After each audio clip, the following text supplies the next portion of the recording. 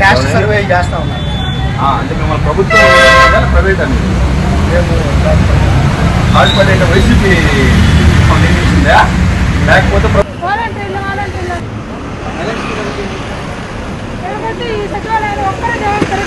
Hospital YCP మిమ్మల్ని నియమించిందా లేకపోతే ప్రభుత్వం నియమించిందా? ప్రభుత్వం. నేను ఒక కామన్ మ్యాన్ గా సచివాలయంలో ఈ అబ్బాయిని మీరు కొట్టి బయటికి పంపించారంట, వాలంటీర్ని కొట్టి బయటికి పంపించారంట. ఎట్లా పంపిస్తారు? మీకు అసలు ఏం సంబంధం? అడ్మిన్ ఎవరు? అడ్మిన్ తీయాలా? నువ్వెవడు అసలు పొమ్మడానికి? నువ్వెవడే పొమ్మడానికి? నువ్వెవడు పొమ్మడానికి? మీరు వైసీపీ మీటింగ్ అయితే మీరు పోయి మీ ఆఫీస్ లో పెట్టుకోండి. ఒక సచివాలయం ప్రజలు వచ్చే సచివాలయంలో మీరు వైసీపీ మీటింగ్ ఎంత పెడతారు?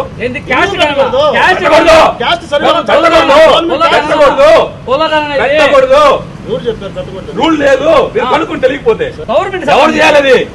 ఎవరు చేయాలి? వాలంటీర్ వ్యవస్థ చేయాలా? వాలంటీర్ ఎవరు చేపించాలి? వాలంటీర్ మీరెవరు అంటున్నా నేను. మీరెవరు? ఇన్ఛార్జ్ మీరు వైసీపీ ఇన్ఛార్జ్ కదా మీరు? మీరు వైసీపీ ఇన్ఛార్జ్లు, మీరు వైసీపీ ఇన్ఛార్జ్లు అంతే కదా? వైసీపీ ఇన్ఛార్జ్లు అయి ఉంటే సచివాలయం ప్రెమిసెస్ లో మీరు ఎందుకు పెడతారు? మీరు పెట్టకూడదు స్వామి.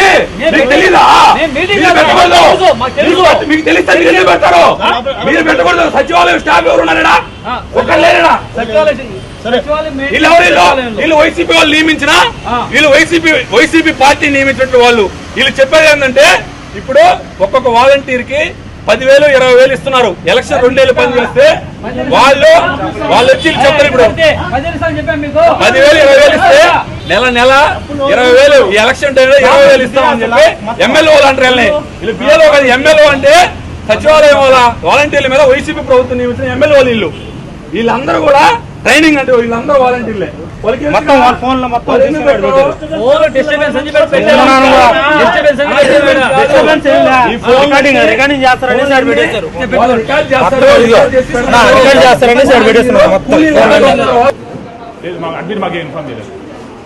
సచివాలయం స్టాఫ్ తెలియకుండా, సచివాలయం స్టాఫ్ లేకుండా సచివాలయంలో వైసీపీ మీటింగ్ అది కాదన్నా సార్ అడిగారు సార్. పర్మిషన్ ఉందా ఈ మీటింగ్? మీరు ఇచ్చారు? అడ్మిన్ ఉన్నాడు ఇక్కడ. మీటింగ్ వెళ్ళినప్పుడు ఇక్కడ ఎట్లా మీటింగ్ పెడతారు? అడ్మిన్ లేకుండా మీటింగ్ ఎట్లా పెడతారు? తెలియదు సార్.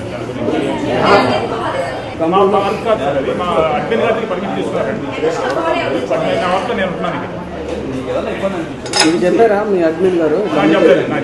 అడ్మిన్ లేకుండా మీటింగ్ పెట్టచ్చా? తెలియదు సార్. విషయం అది నాకు తెలియదు. అనేది మీటింగ్ వెళ్ళిపోయారు. నా పేరు మదన్ కుమార్ రెడ్డి.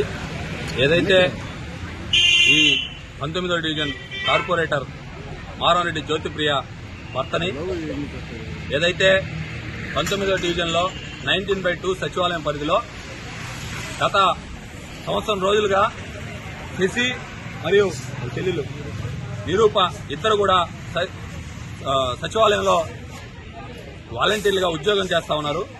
ఈరోజు ఉదయం అతనికి నేను సాయంత్రం అడ్మిన్ గారు ఒక మెసేజ్ పెట్టారంట. 11 గంటలకి సచివాలయానికి మీటింగ్ రావాలని మీటింగ్కి వచ్చారు. మీటింగ్కి వస్తే అతన్ని వాళ్ళ చెల్లెల్ని ఇద్దరిని కూడా ఇక్కడ ఎవరో గుర్తు తెలియని వ్యక్తులు, వాళ్ళు ఎవరో మనకు తెలియదు, వాళ్ళని సచివాలయం స్టాఫ్ కాదు, వాళ్ళు ఎవరో తెలియదు, గుర్తు తెలియని వ్యక్తులు, రే నా కొడక నీకేడేం పని రా, నువ్వు తిరగకూడదు, ఎడగానే వస్తే నీకు చంపేస్తా, నువ్వు ఎందుకు వస్తావు అని చెప్పి ఆ వాలంటీర్ని వాళ్ళ చెల్లెల్ని దురుసుగా మాట్లాడడం జరిగింది. ఎందుకంటే ఆ వాలంటీర్ని గతంలో నేనే ఇక్కడ ఈ సచివాలయంలో అప్పుడు ఉన్నటువంటి కమిషనర్ గారికి చెప్పి, అప్పుడున్నటువంటి అడ్మిన్ గారికి చెప్పి పెట్టడం జరిగింది. వాళ్ళు నాకు ఫోన్ చేస్తే ఇక్కడికి వస్తే నిజంగా సచివాలయం మీటింగ్ జరుగుతుందేమో అనుకున్నా. కానీ ఇది సచివాలయం లోపల 19/2 సచివాలయం లోపల వైసీపీ ఇన్ఛార్జీలంట, వైసీపీ ఇన్ఛార్జీలను పెట్టుకుని ఎవరో బయట ఎమ్మెల్యేలు అంటే వాలంటీర్ల మీద వాళ్ళ వాలంటీర్ల ఫోన్లు కూడా లాక్కొని టేబుల్ మీద పెట్టుకుని ఒక రహస్య మీటింగ్ జరుగుతూ ఉంది. అసలు ఏందే ఆ మీటింగ్ అంటే, ప్రతి సచివాలయంలో ఈ 2 నెలల ఎలక్షన్ కి వాలంటీర్లు ఒక్కొక్కరు మీకు 30,000 ఇస్తాం, 50,000 ఇస్తాం, ప్రతి ఇంటికి పోయి వైసీపీకి ఓటేయండి అని చెప్పే మీటింగ్ అంటే ఇది. ఎంత దౌర్భాగ్యం అంటే వాలంటీర్లు ప్రైవేట్ గా వైసీపీ లీడర్లు మీటింగ్ పెట్టుకోవాలంటే డివిజన్ వైసీపీ ఆఫీసులోనో లేకుంటే రూరల్ వైసీపీ ఆఫీసులో పెట్టుకోవాలి. ఒక సచివాలయంలో జనాలు వచ్చే సచివాలయంలో జనాలు కూడా రానికుండా గేట్లేసి ఇక్కడ మీటింగ్ పెట్టి ఇక్కడ వచ్చి మేము అడుగుతుంటే మీడియా సాక్షిగా నా కొడక రే పోరా అని వైసీపీ ఇన్ఛార్జు ఆయన ఎవరో ఒక ఆయన మాట్లాడిన భాష మీడియా సోదరులందరూ కూడా చూశారు. నిజంగా వైసీపీ రౌడీజానికి ఇదే పరాకాష్ట. వీళ్ళని రౌడీలు అంటారా లేకపోతే నాయకులు అంటారా? ఒక్కసారి ఆలోచించండి ప్రజలారా. ఈరోజు ఆ వాలంటీర్ కి అండగా నేను వచ్చి అడిగితే గాండు నా ఇష్టం రా నేను తీస్తాను రా అని చెప్పి ఆ ఇన్ఛార్జ్ మాట్లాడతాడు. సరే అడ్మిన్ అడగదామని చెప్పి అడ్మిన్ అడిగితే అడ్మిన్ కూడా అసలు అడ్మినే లేడు.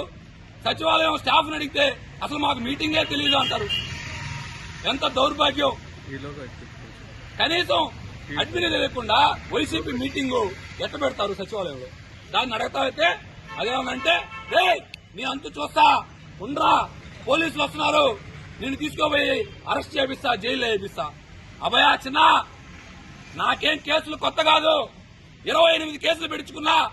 మహా అయితే ఇప్పుడు మళ్ళీ ఒక 6 పెట్టున్నారు, మహా అయితే ఒక 2 పెట్టుకోండి. భయపడేదేలే. 19వ డివిజన్ ప్రజల కోసం 19వ డివిజన్ ప్రజల కోసం నిరంతరం పోరాడతాం, ఆరాడతాం, అడగతాం, ఎక్కడికైనా వస్తాం. మీలాగా నేను కాదనుకుంటే, నాకు వద్దు అనుకుంటే మీరు ఇన్ఛార్జీలు అయ్యారు. అదొకటి గుర్తుపెట్టుకోండి. అంతేగాని మీ ఇష్ట ప్రకారం మాట్లాడితే ఒప్పుకునే పనే లేదని కూడా తెలియజేస్తూ ఆ వాలంటీర్లకు అండగా ఉంటామని చెప్పి కూడా తెలియజేస్తా ఉన్నా. మరిన్ని వీడియోస్ కోసం ఛానల్ ని సబ్స్క్రైబ్ చేయండి. లేటెస్ట్ అప్డేట్స్ కోసం వాట్సాప్ ఛానల్ ని ఫాలో చేయండి. అండ్ లింక్ డిస్క్రిప్షన్ లో ఉంది.